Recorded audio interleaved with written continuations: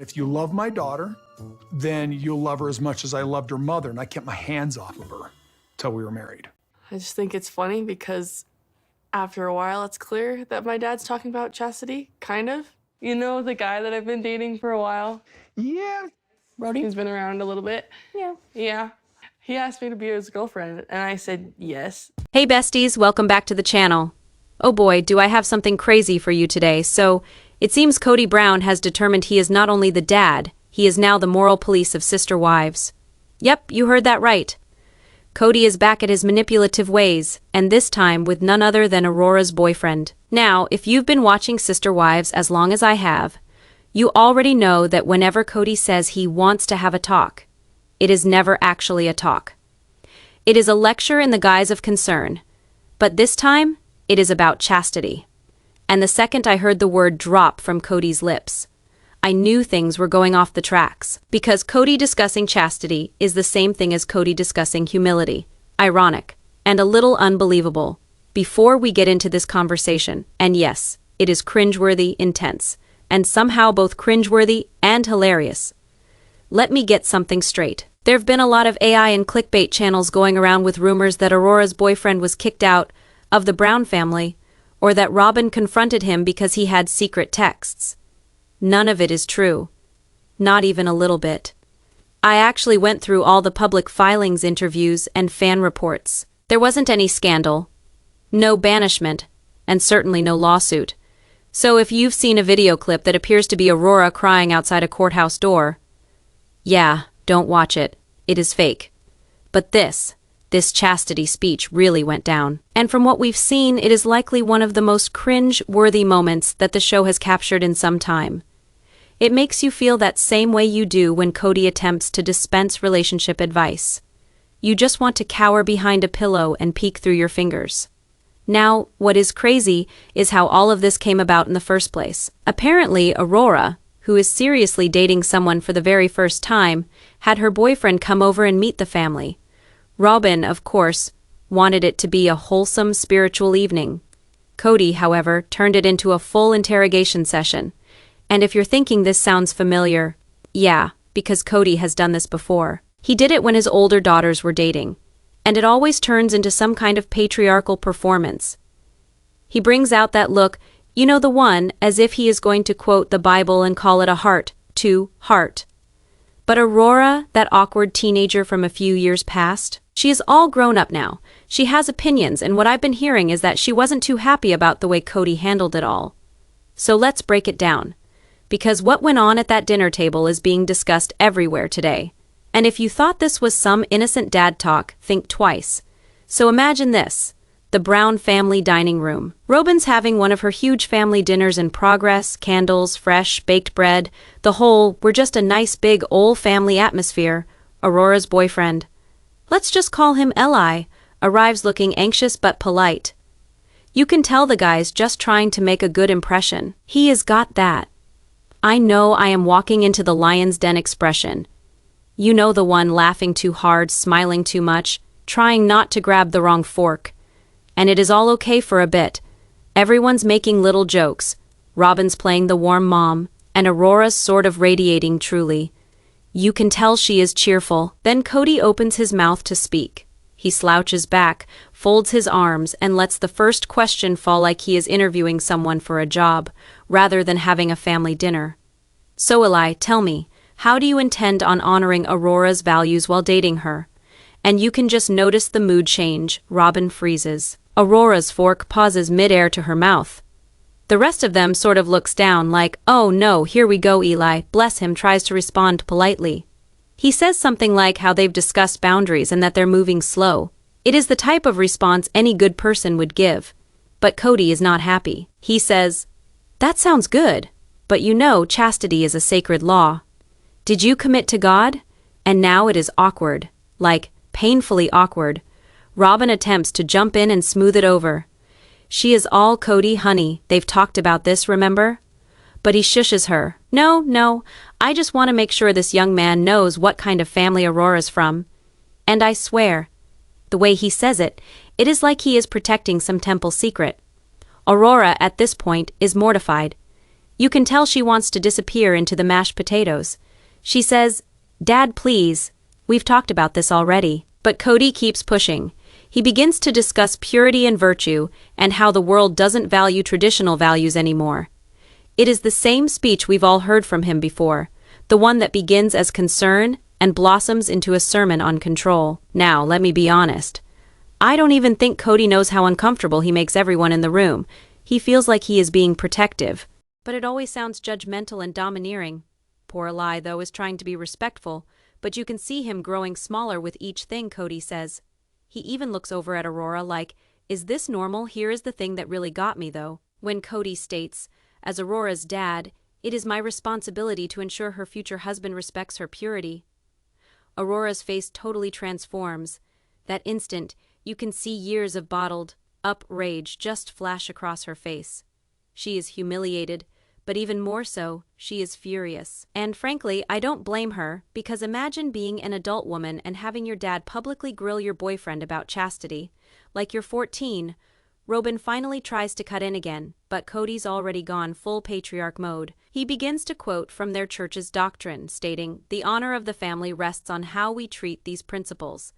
That is when Aurora loses it. Not dramatically, not loudly, but with this very quiet, cutting tone that shuts down the room. She states, "Dad, my relationship isn't about the family's honor. It is about me." The room falls silent. And for once, Kody has no comeback. You can feel the air sucked out of the room after Aurora utters the words, "It is about me." One sentence cuts right through Kody's words. It is not boisterous. It is not over the top, but it is definitive. Kody's flabbergasted. The type of flabbergasted where he is half offended and half bewildered by what just occurred. Robyn's eyes widen, and you know she is playing that mathematical thinking of how do I diffuse everyone. So this doesn't become a full-blown brawl on television. Aurora, however, refuses to back down. She takes a deep breath and says, "Dad, I love that you are concerned, but I don't need you to interrogate Eli about our relationship." That is when you can catch Kody's ego beginning to flicker. You see that look, the one he assumes whenever someone questions his authority, like Janelle or Christine used to. He is attempting to hold it together, but the pride's right beneath the surface. He says, "Aurora, I am just trying to protect you. You think I am interrogating him, but I am just being a father. I am supposed to ask these." And Aurora, the point where you know she is all grown up, she looks him right in the face and tells him, "No, Dad, you are trying to control the story. You are turning it around again about you." Oof, that stings. Robyn immediately puts her hand on Aurora's arm. "Honey, maybe we should catch our breath, but Aurora's had enough of holding hers in," she exclaims. "Mom, I love you, but this has nothing to do with breathing. It has everything to do with him not trusting me to make my own choices." Now, remember, Aurora's not screaming. She is not losing it. She is calm, cool, bordering on creepy calm. And that is what makes this so strong, because whenever Christine used to stand up to Kody, he'd brush her off as emotional or dramatic.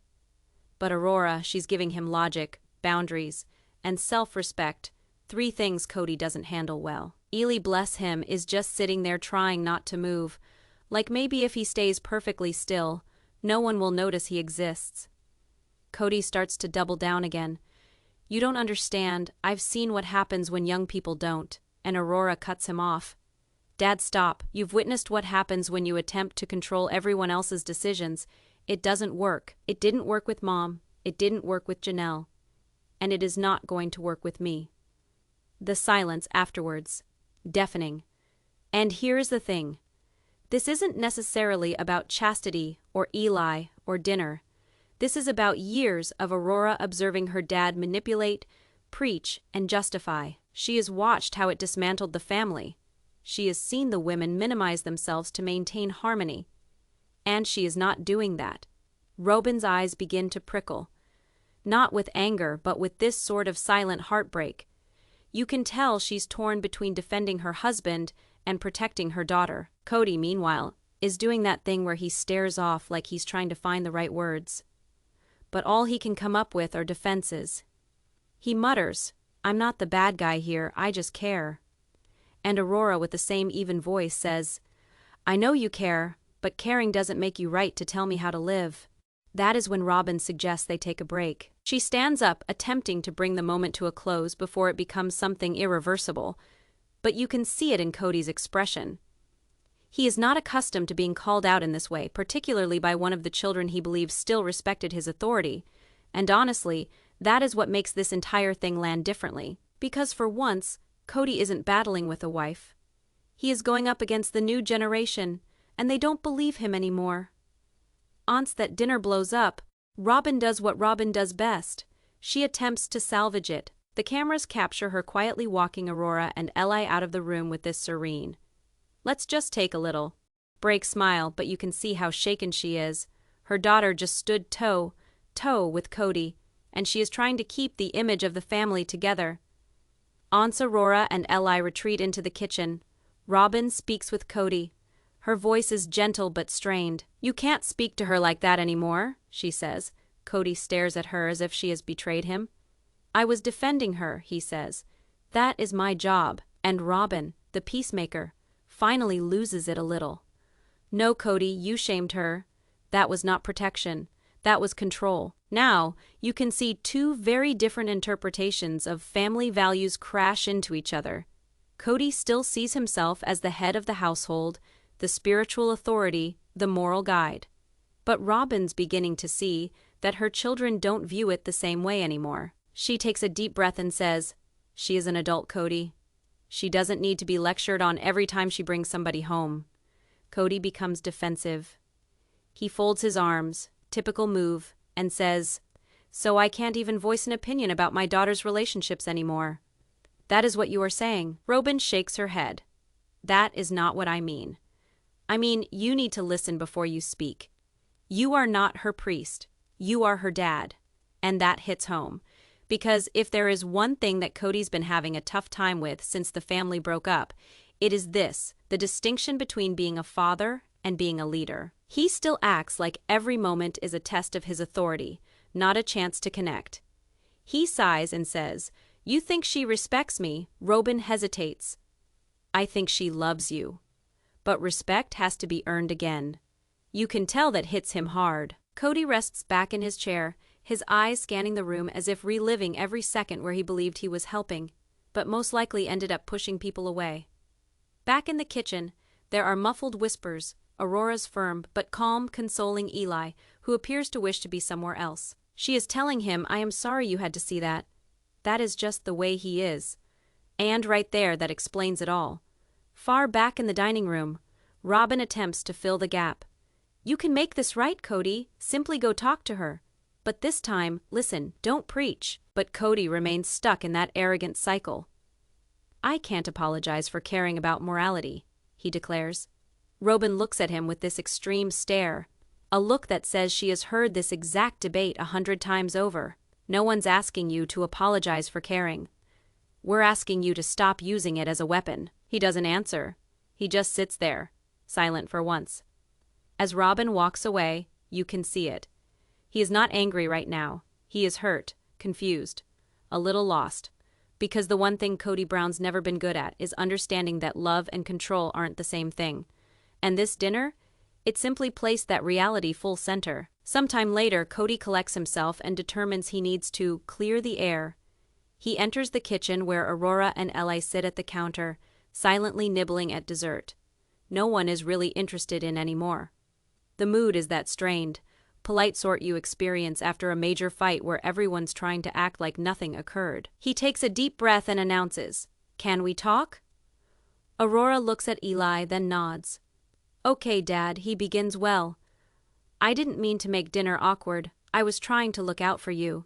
That is the line that always comes first, and for a moment you almost think he is going to own it. But then he goes on to say, "It is difficult being a father in a world that no longer appreciates chastity." You can virtually hear the air come out of the room. Eli glances down at his plate. Aurora blinks shut her eyes for a beat. "Dad," she says, "this is not about the world.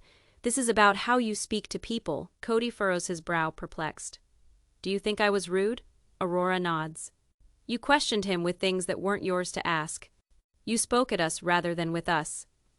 And Kody, still not getting the hint, attempts to rationalize. When I was your age, men respected fathers. We had to demonstrate we were worthy. Aurora sighs. But Eli isn't you, and I am not you either. You can't turn our relationship into a lesson in your past. For a brief moment, Kody melts. He appears truly uncertain. So what am I supposed to do? Act like I don't care? She shakes her head. Number, just trust me. Ask if I am happy, not if I am pure. It is such an easy sentence, but it weighs heavy, because that is really what she has been needing all along, to be treated like a person, not a rulebook. Eli, attempting to diffuse the situation, finally breaks his silence.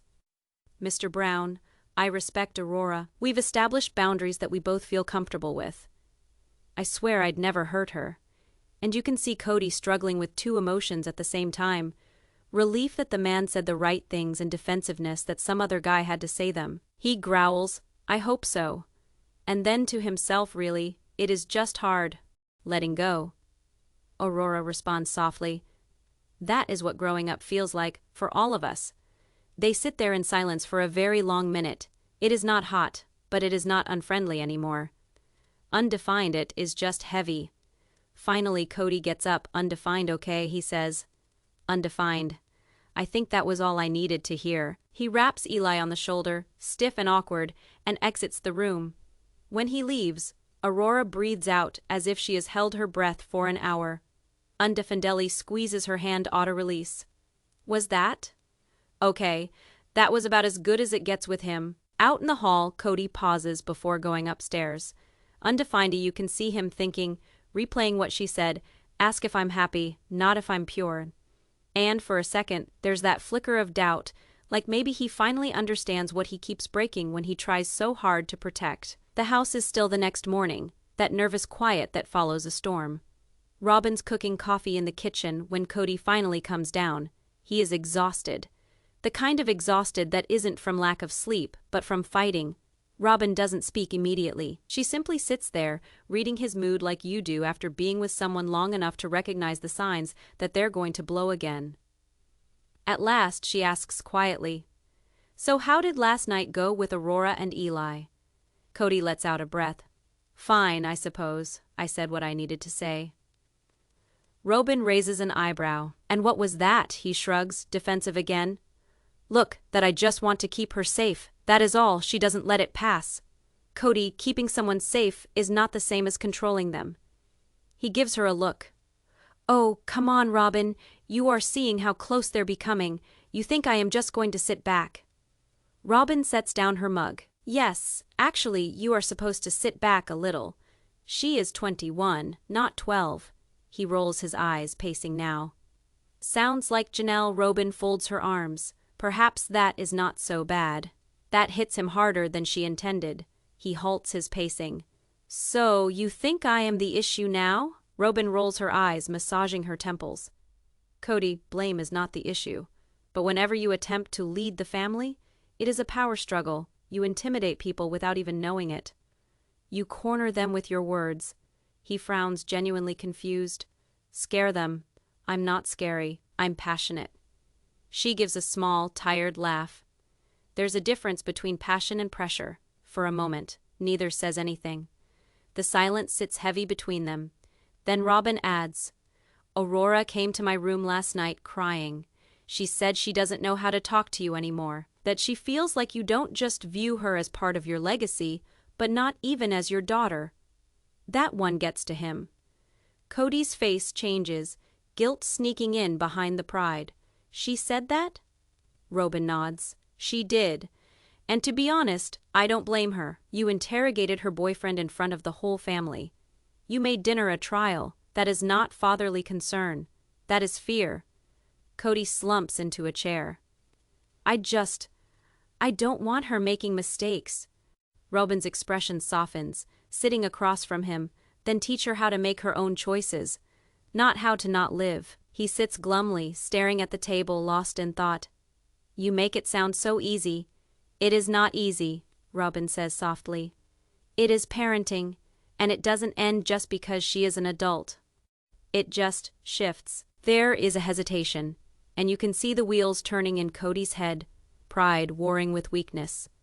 He finally speaks, sort of under his breath. Maybe I went too far. Robyn reaches over, places his hand. Perhaps you need to listen more than you speak. He gives a slight smirk. You mean I talk too much? She smiles back. I am telling you, you preach too much. And for the first time in 2 days, they both laugh, exhausted, but genuine. Still, you can tell this is far from over, because out in the driveway, Eli's car arrives again. And out the window, Robyn sees Aurora approaching him with a steely expression on her face. The kind that warns she is going to do something her dad will strongly dislike. Aurora doesn't wait until later that afternoon. Kody's out attempting to repair one of the broken patio chairs, more for distraction than anything else. When she comes out with a serene, intense expression on her face, you can tell she is anxious, but she is standing her ground this time. Dad, she says, with hands tucked into her sleeves. Can we talk? Kody glances up, a bit cautious, but also relieved. Sure, I was actually hoping we could. She sits down opposite him. Good, because we need to have a chat about what just happened, and what is going to happen from here on out. That takes him aback. He sits back, raising his eyebrows. All right, I am listening. Aurora lets out a deep breath, attempting to steady her voice. I love you, you know that. But last night, you went too far. You made Eli feel small. You made me feel like I had to choose between you and being a grown. Up Kody appears to want to cut in, but she holds up a hand. Please, just let me finish. And surprisingly, he does, she continues. You keep saying you want to protect me, but what you're really doing is protecting your idea of me. You want me to stay the version of your daughter that doesn't make her own choices, because that's safer for you.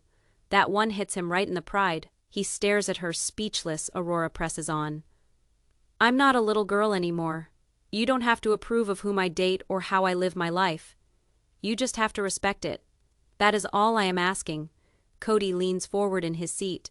So you don't want me to care at all? She shakes her head. No, Dad. I want you to care differently. Ask if I am okay. Ask how school's going. Ask if I am happy. But don't try to control me by calling it love. You can see Kody fighting the urge to argue. It's written all over his face. His jaw tightens, his hand grips the chair arm. Then something in him softens. Maybe it's the look in her eyes, the way she isn't crying or yelling, just standing her ground. He exhales slowly, standing tall, like your mother. Aurora smiles weakly. You say that like it is a bad thing. He shakes his head. Number Robyn's tough. I just forget sometimes that you inherited that from her. There is a heavy silence. You can sense the shift, a small one, but definite. He is not used to being scolded by his daughters. He is not accustomed to losing control of the story. At last, Aurora stands up. Eli and I are having dinner out tonight. I'd like you to have faith in me enough to not worry. Kody pauses. Where are you going? She laughs gently. Dad, that is not it. He catches himself and actually smiles. A bit awkward, a bit self-conscious, right? Okay, just be careful. I will, she says, leaning forward to hug him. It is quick, but earnest. Thanks for listening. When she goes back inside, Kody remains there on the patio, observing her disappear. You can see the gears churning, the understanding sinking in that his little girl really isn't his anymore. At least not the way he is accustomed. Then Robyn emerges, coffee in her hand. How did it go? He exhales. She scolded me. Robyn grins. Good. Perhaps she picked it up from me. He smiles softly, nearly with pride. Yeah, perhaps she did. But even while they catch that brief glimpse at peace, you catch a glimpse of Kody's mind drifting, back to the dinner table, back to Eli. And there is a flash of something new in his eyes. Not anger this time, but concern. The sort that arrives when a man realizes he may need to alter before he loses everybody remaining. That night, Aurora and Eli drive into town. It is one of those silent Utah nights when the air is palpably still and all the world smells faintly of pine and dust. She is reliving the exchange with her dad inside her head, attempting to clear the burden of it. Eli reaches out, squeezes her hand. You okay? Yeah, she replies. Better than last night, just tired of having to justify us. He smiles. You dealt with him better than I could. Aurora chuckles softly. That is because you are nice. He'd devour you alive if you resisted them. They sit at a small Italian restaurant on Main Street. Nothing high and low lighting, soft music. A handful of locals here and there. For once, Aurora just feels normal. No cameras, no family politics, no virtue lectures. Just her and Eli, eating spaghetti and discussing work and friends. But that calm soon falters. Halfway through the meal, Aurora sees a woman at another table taking out her phone, slowly with deliberation, as if she is simulating checking messages, but positioning the camera to frame them. Eli sees it too. Is she filming us? He whispers. Aurora looks again. The woman's too familiar. A local blogger. One who has got a reputation for scooping up dirt on the Brown family. Aurora exhales. Great, just great. They eat hastily and depart, but before they can even get to the car, Aurora's phone is already filled with notifications. Someone's uploaded a photo of her and Eli with the caption, Aurora Brown caught on date night. Where is Kody's approval? Eli sighs. Seriously. That quickly. Aurora posts it. It is going viral. Dozens of comments, some sympathetic, most not. The gossip blogs are already twisting it into a scandal. Aurora rebels against Kody following Chastity battle. Drama in the Brown home. Daughter revolts before they drive home. The stories everywhere, Reddit forums, fan sites. Even one of those AI gossip shows posts a video with fabricated quotes saying Kody lost it in anger after learning she went out with Eli again. Aurora just shakes her head, staring at her phone. I don't even believe people ingest this kind of poison. Eli says softly, Your dad's gonna notice it. She breathes out, yeah. And that's what worries me. Cut to the next morning. Robyn scrolling through her phone at the kitchen table, eyes wide. Oh no, she mutters. Kody walks in, mug in hand. What? She turns the screen toward him. There it is, the photo, the headlines, the flood of comments. Kody's face hardens. You've got to be kidding me. Robyn warns him, Kody. Don't, but he's already grabbing his keys. No, I need to talk to her right now. And you can bet this is not going to be a peaceful conversation. Not this time. In the morning, the news is spreading like fire. Clips of Aurora and Eli during dinner are all over the place. TikTok edits, reaction videos, even fan memes. The Sister Wives subreddit is having a field day. The fans are divided, with some supporting Aurora and labeling her the only sane Brown left. Others argue she is disrespecting her father's faith, and that is just the kind of noise that gets under Kody's skin. When he bursts into the house that afternoon, the TLC crew is already on location for their usual shoot. They weren't going to shoot at all that day, but word gets around and production people recognize a simmering conflict when they see it. Where is Aurora? Kody barks. Robyn glances up from her phone. She is in the bedroom. Kody he is already halfway up the stairs. Chimera's track behind him. You hear the crew murmuring. Someone saying softly, just roll. Aurora's in her room, folding laundry, earbuds in. When she notices the camera lights behind her dad and looks up, her shoulders stiffen. Dad, she says in a careful tone. Can we not do this on camera? Kody waves at the crew. No, we will do this on camera because this is what happens when people humiliate the family publicly. Aurora's face reddens, half anger, half humiliation. You mean when I went out to dinner? Kody shows her his phone. Dinner, you call that dinner? You are everywhere on the internet. Aurora, there are videos, articles, bogus stories, she cuts in. Just so you of all people should understand how that happens. Remember when they announced you were arrested? Did you think so? He shoots her a glare. That is not the same. This makes you appear independent. She interrupts, human, with a life. The air in the room freezes. Even the camera workers freeze. Aurora steps forward, closer. Dad, you claim to despise the media manipulating your life. Yet you are manipulating me too. You are turning this dinner into a scandal because it makes you uncomfortable. Kody's voice becomes shrill. It makes me uncomfortable because you are my daughter, because the world doesn't pay attention to keeping you safe. And I do. She rolls her head, tears brimming. No, you want to be in control. There is a difference, the silence that follows that is like a held breath. You can hear the hum of the camera lights. Then Robyn's voice from the hallway, Kody. Stop. She's right. He turns. You're taking her side now. Robyn steps into frame, calm but firm. I'm taking our family's side. You're turning everything into a war again, and you're losing her. For a moment, he looks completely thrown off. The kind of man who suddenly realizes everyone else in the room stopped agreeing with him a long time ago. Aurora wipes her eyes. Dad, I'm done fighting. You can be angry, but you can't decide for me anymore. And then she does something nobody saw coming. She turns and looks straight at the camera. You guys asked for real life. This is it. This is what happens when your family is in the headlines. It is raw. It is awkward. It is the kind of footage TLC is going to use. Kody just stands there, speechless. He opens his mouth as if he is about to reply, but there is nothing more to say. At last, Robyn whispers, "Let's call it a day." Aurora nods, exits the room, and passes straight through the crew without a glance. She goes outside into the cold air gasping, and for once the cameras don't tag along. Clips of the fight filmed earlier leak prematurely, shaky cell phone footage taken by a person on the set.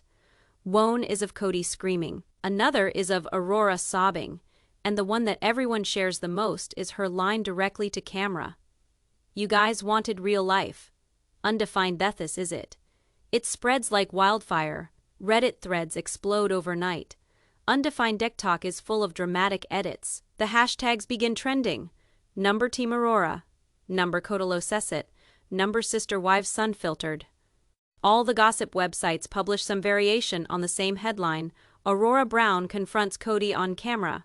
The family meltdown TLC didn't want you to see. Except TLC wants people to see it. The producers can smell the ratings gold. They hold an emergency meeting with Kody and Robyn in an attempt to be proactive about the chaos. When the cameras resume, Kody's sitting in a chair in that standard confessional arrangement. The lighting is harsh, and it is clear he is exhausted. Eyes bloodshot, hands clenched too tightly. I love my daughter, he says, trying a little smile. I didn't know how much she'd matured. Perhaps I overreached. I simply want what is best for her. However, off camera, things are not so tranquil. Pre-confessional. Crew members heard him grumbling that the edit is going to make me look like a monster. He is right. Producers do what they do. They edit together all the raised voices, all the glares, all the tears. It's the kind of tension that keeps people watching. Meanwhile, Aurora refuses to film. She's still living at home, but she tells the crew she needs space. TLC can't force her, but they know the audience will demand answers. Undefined so, instead, they film Robyn giving her side. Things have been hard, Robyn says softly, eyes welling up. Undefined Kody's heart was in the right place, but his delivery wasn't. And Aurora, she is merely searching for her own voice.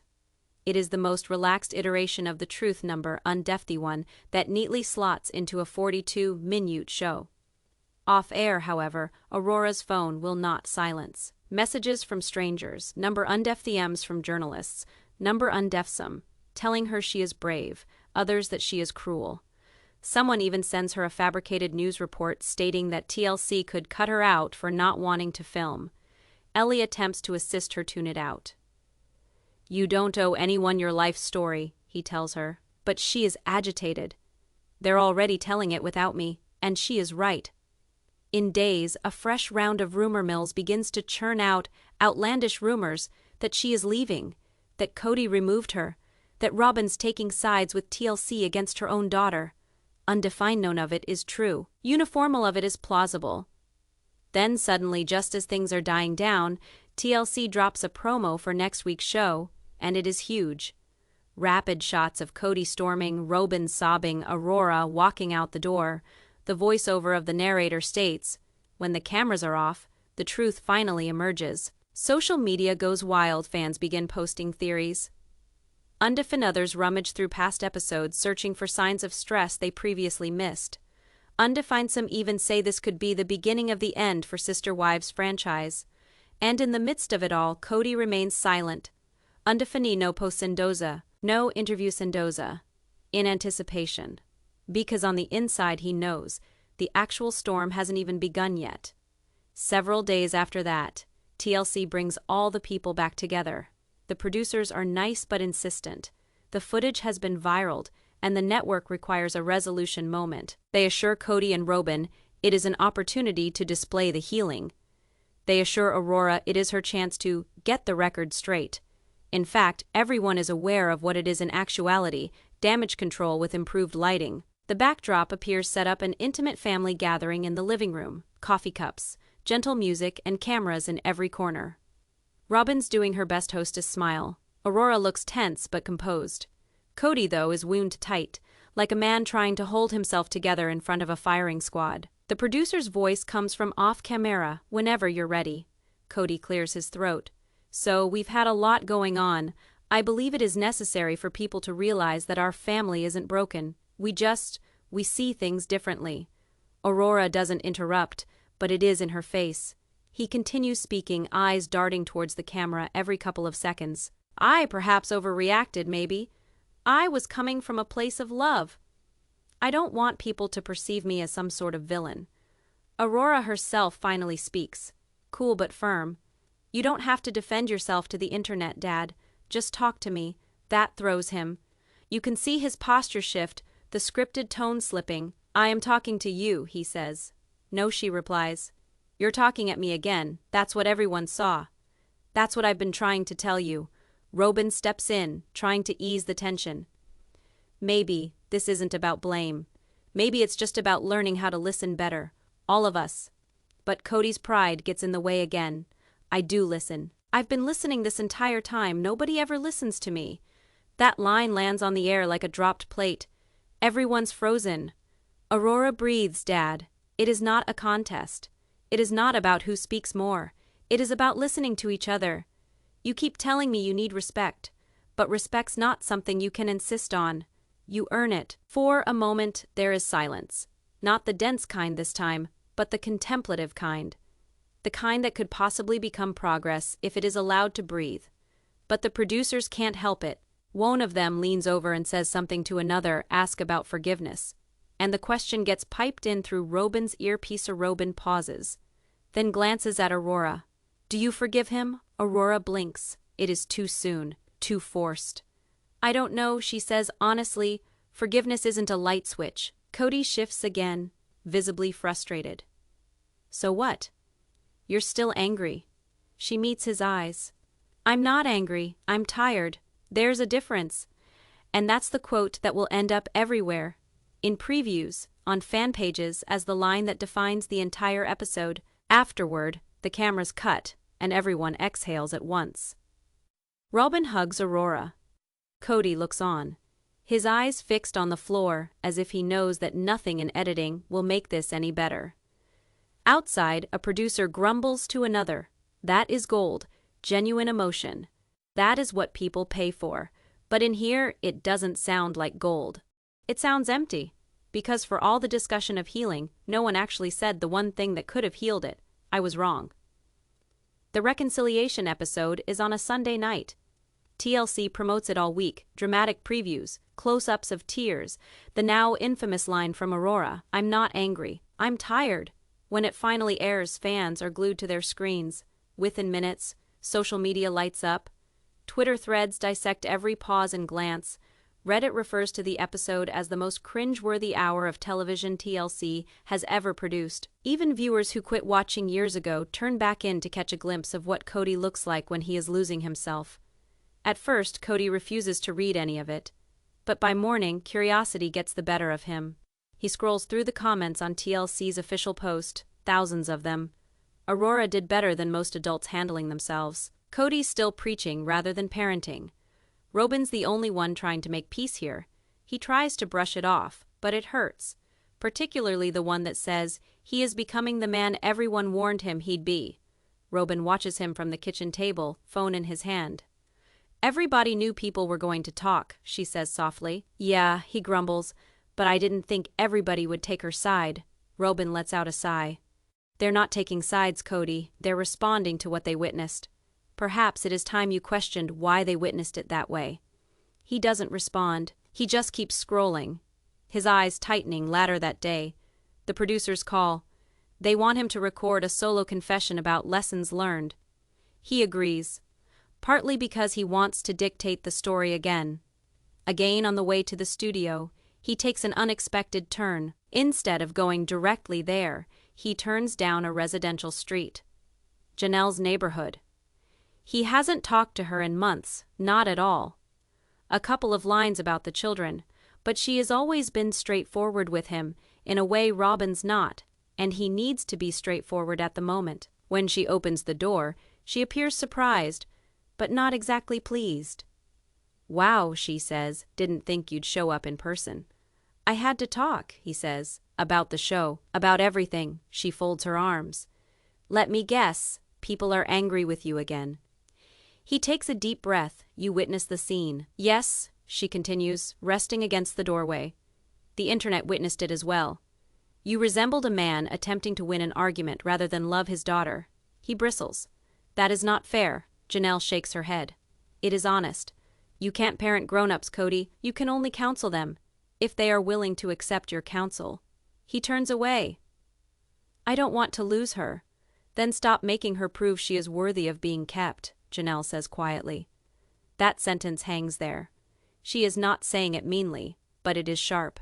He rubs his hair. "Always people telling me that I need to change, but nobody tells me how." Janelle's voice gets gentle. "You begin with listening, not arguing, not preaching. Just listen. Aurora's point blank, not rejecting you. She is requesting that you treat her like an adult. If you can't manage that, you are going to lose more than her." He nods slowly, the fullness of her words sinking in. "You really think it is that simple?" "No," she replies. "But it is a beginning." Before he departs, she continues, "Do her a favor. Kody, don't tape your apology. Make it sincere, not act it out." He does smile somewhat. "You still have a way of making me feel like a newbie. That is because you still behave like one," she says with a grin. It is not reconciliation, but it is something, a small reminder someone in his life will still speak the truth to him, even when it hurts. When he finally returns to his car, he gazes at his reflection in the rear view mirror, weary, defensive, uncertain. Then he mutters under his breath, "No cameras this time," and for the first time in a long time, it is the sound of a promise he might just keep. Weeks go by since the episode aired, and the buzz will not quit. The video of Kody going off on Aurora's boyfriend trends on TikTok, using hashtags such as #chastatalkgonarong and #kodalosesitagan. Podcasts dissect every second. Reaction channels upload frame by frame analysis. Even late night comedians make fun of Kody's moral meltdown. For once, however, Kody isn't running after the noise. He has been silent. No interview, no statement, no follow-up vlog, just silence. It's uncharacteristic, and that's what makes it powerful. Behind the scenes, he's been trying something new. Listening. He meets Aurora for coffee at a small cafe away from town. No cameras, no producer notes. When she arrives, she looks hesitant but calm. "I wasn't sure you'd actually show up without your crew," she says. "I left them in the car," he jokes weakly. Then he grows serious. "I needed to see you, just you, for a moment." They don't say anything. Then he explodes. "I am sorry. I made you feel small. I made your boyfriend feel judged. And I did it all because I was afraid." Aurora is stunned. "Afraid of what?" "That you'd grow up, that you wouldn't need me anymore. That I'd have to acknowledge that I brought you up to think for yourself, and that you are actually doing it." She blinks rapidly, looking down. "Dad, I don't need less of you. I just need you to notice me for who I am now, not who I used to be." That sentence cracks him a bit. He nods, not daring to say anything. For once, the silence between them doesn't have an edge. It feels authentic. At home, Robyn silently observes the two of them from the kitchen window as they drive up into the driveway. When Aurora hugs Kody before she departs, Robyn breathes as if she has been holding it for weeks. That evening, Kody finally gets his phone and scrolls through social media once more. The memes remain, the criticism still biting, but this time, it doesn't land the same. He hangs up the phone and glances over at Robyn. "Do you think we should remain on the show?" he asks. She shakes her head. "Do you still have something to prove? Or do you need something to repair?" He thinks about that, undefined, maybe both. He confesses. She smiles gently. Then let's repair first. For the first time in years, he doesn't feel like he is struggling, not with his wives, not with his children, not even with himself. Just a man standing in the wake of his own pride, attempting to construct something true once again. The cameras can return, the cuts can manipulate his words again, and fans will always have their say. But in that uncommon stillness, Kody does at last get it. What his family had all along been requesting. Not perfection, not domination, simply being there. And that is where it stops. Undefinido dramatic fade. Out undefinido background music. Just Kody at the kitchen table, head down, fridge humming away in the silence. At last learning the lesson he has been dodging for years. Sometimes the greatest revolution doesn't occur before the cameras. It occurs when the cameras go dark,